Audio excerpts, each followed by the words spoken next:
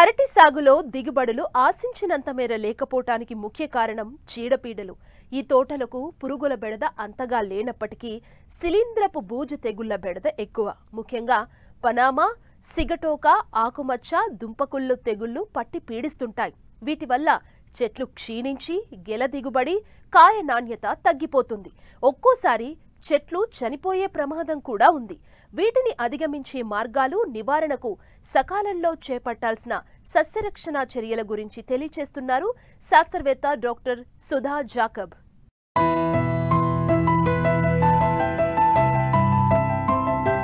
ఉద్యానవన పంటల్లో ప్రధానమైంది అరటి. సంవత్సరం పొడవునా నాటే అవకాశం ఉన్నప్పటికీ ఏప్రిల్ నుంచి ఆగస్టు మధ్యకాలంలో ఎక్కువగా నాటుతారు. అరటికి నీటి అవసరం ఎక్కువ. మొక్కలు పెరిగిన తరువాత తోట మొత్తం నీడ వాతావరణం ఉంటుంది. కనుక తోటలో మైక్రో క్లైమేట్ ఏర్పడుతుంది. ఇది భూమిలో శిలీంధ్రాల అభివృద్ధికి తోడ్పడుతుంది.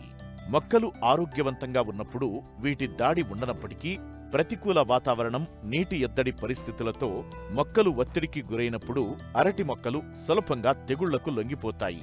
అరటి తోటలను ఆశించే తెగుళ్లలో అతి ప్రమాదకరమైంది పనామా తెగులు. ఈ తెగులు విత్తన పిలకల ద్వారా, మట్టి ద్వారా వ్యాపిస్తుంది. తెగులు ఆశించిన మొక్కల ఆకులు కింది నుంచి పసుపు వర్ణంలోకి మారి ఎండిపోయి ఆకు తొడిమ వద్ద విరిగి కాండం వెంట వ్రేలాడుతుంటాయి.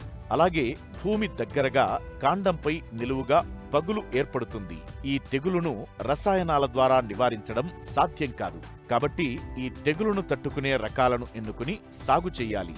పనామా తెగులు కొన్ని ప్రాంతాల్లో ఉండి ఇది ఎక్కువగా నష్టం కలిగజేస్తూ ఉంది. ఈ తెగులు వచ్చినప్పుడు ఆకులు పసుపు రంగులోకి మారిపోయి కిందకి వాలిపోతూ ఉంటాయి. కాండం మొదలు పగిలిపోతుంది. కింద దుంపని మనం గమనించినట్టయితే మనకి ఈ గోధుమ రంగులో ఉన్నటువంటి మనకి సారలు మనకి దుంపలో కనబడతా ఉంటాయి అన్నమాట. కాబట్టి ఈ తెగులు వచ్చినప్పుడు తెగులు ఆశించినటువంటి మొక్కలు తీసి నాశనం చేయాలి. మనం ఈ తెగులుని తట్టుకునేటువంటి రకాలనే మనం సాగు చేసుకోవాల్సినటువంటి అవసరం ఉంది. ముఖ్యంగా కర్పూర చక్కెరకేళి ఈ తెగులుని తట్టుకుంటుంది. కనుక ఈ తెగులు ఉన్నటువంటి ప్రాంతాల్లో ఈ కర్పూర చక్కెరకేళిని మనం సాగు చేసుకున్నట్టయితే మనం మంచి దిగుబడి సాధించడానికి అవకాశం ఉంటుంది. తెగులు రాకుండా మన పంటని కాపాడుకోవడానికి అవకాశం ఉంటుంది. అరటిని తీవ్రంగా నష్టపరిచే మరో తెగులు దుంపకుళ్ళు. మొక్కల మొదల్లో కుళ్ళు మచ్చలు ఏర్పడి క్రమేపీ దుంప కుళ్ళిపోతుంది. కొత్తగా నాటిన పిలకల్లో చిన్న మొక్కలలో మొవ్వు ఆకు కూడా కుళ్ళి మొక్క చనిపోతుంది. పెద్ద మొక్కలలో కాండంపై నిలువుగా పగుళ్లు ఏర్పడతాయి. దుంప పైభాగం కుళ్ళిన వాసన వస్తుంది. దుంపకుళ్ళు తెగులు అనేది కూడా ఎక్కువగా వస్తూ ఉంది. ఈ తెగులు వచ్చినప్పుడు కూడా మనకి ఆకులు పసుపు రంగులోకి మారుతూ ఉంటాయి. తర్వాత కిందకి ఆకులన్నీ కూడా వాలిపోతూ ఉంటాయి. కాండం మొదళ్ళు మనకి పగిలిపోతూ ఉంటుంది. మనం తీసి చూసినప్పుడు కింద దుంప అనేది పూర్తిగా కుళ్ళిపోయినటువంటి ఉంటుంది అనమాట. యాజమాన్య చర్యలుగా మనం ముఖ్యంగా ఈ బ్లీచింగ్ పౌడర్ ఒక 25 గ్రాములు లీటర్ నీళ్ళు కలిపి మొక్క మొదల్లో చుట్టూ మనం పోయాల్సినటువంటి అవసరం ఉంటుంది. తప్పనిసరిగా మనం పిలక వేసుకునేటప్పుడే విత్తన శుద్ధి అనేది అంటే ఒక 5 గ్రాములు ఈ కాపరాక్సీ క్లోరైడ్ లీటర్ నీళ్ళకి, తర్వాత 2.5 మిల్లీలీటర్లు మోనోక్రోటోఫాస్ లీటర్ నీళ్ళు కలిపి దాంట్లో 15 నిమిషాలు ఈ పిలకలు మనం ఉంచి నాటుకోవాల్సిన అవసరం ఉంటుంది. దాని ద్వారా మనం కొంత ఈ పిలకల ద్వారా వ్యాపించేటువంటి తెగులుని నివారించుకోవచ్చు. తర్వాత మురుగునీటి పారుదల కూడా మనకి పొలంలో బాగా ఉండేటట్టు మనం చూసుకోవాలి. ఎక్కడైతే మురుగునీటి పారుదల సరిగ్గా ఉండదో, నీళ్లు ఎక్కువగా నిలుస్తూ ఉంటాయో ఆ ప్రాంతాల్లో ఈ తెగుళ్ల ఉధృతి ఎక్కువగా ఉండడానికి అవకాశం ఉంటుంది. అరటిలో గెలలు ఈనిన తరువాత ఎక్కువగా ఆశించే తెగులు సిగటోక ఆకుమచ్చ తెగులు. బూజు జాతి శిలీంధ్రం వలన వచ్చే ఈ తెగులు అన్ని కాలాల్లోనూ పంటను ఆశిస్తుంది. ముఖ్యంగా జులై నుండి నవంబర్ నెలల్లో ఈ తెగులు ఉధృతి అధికంగా ఉంటుంది. ఎక్కువగా పెద్ద పచ్చారటి, పొట్టి పచ్చారటి, తెల్ల చక్కెరకేళి రకాలు ఈ తెగులుకు గురవుతుంటాయి. ఆకులపై మొట్టమొదట చిన్న పసుపు రంగు మచ్చలు ఏర్పడతాయి.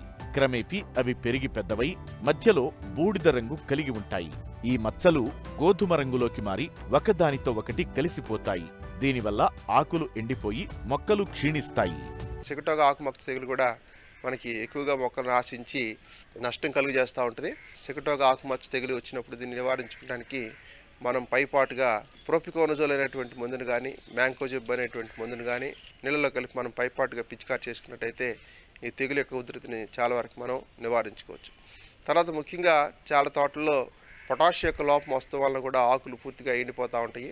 పొటాష్ యొక్క ధాతు లోపం వచ్చినప్పుడు మనకి ఆకు కొసలు మాడిపోతూ ఉంటాయి. ఆకులు పూర్తిగా ఎండిపోయి కూడా ఉంటాయి. కనుక దీన్ని మనం గుర్తించి పొటాష్ మన ఎరువుని మనం సరైనటువంటి సమయంలో మొక్కకి అవసరమైనటువంటి మోతాదులో సిఫార్సు చేసిన మేరకు మనం తప్పనిసరిగా వేసుకోవాల్సినటువంటి అవసరత ఉందన్నమాట.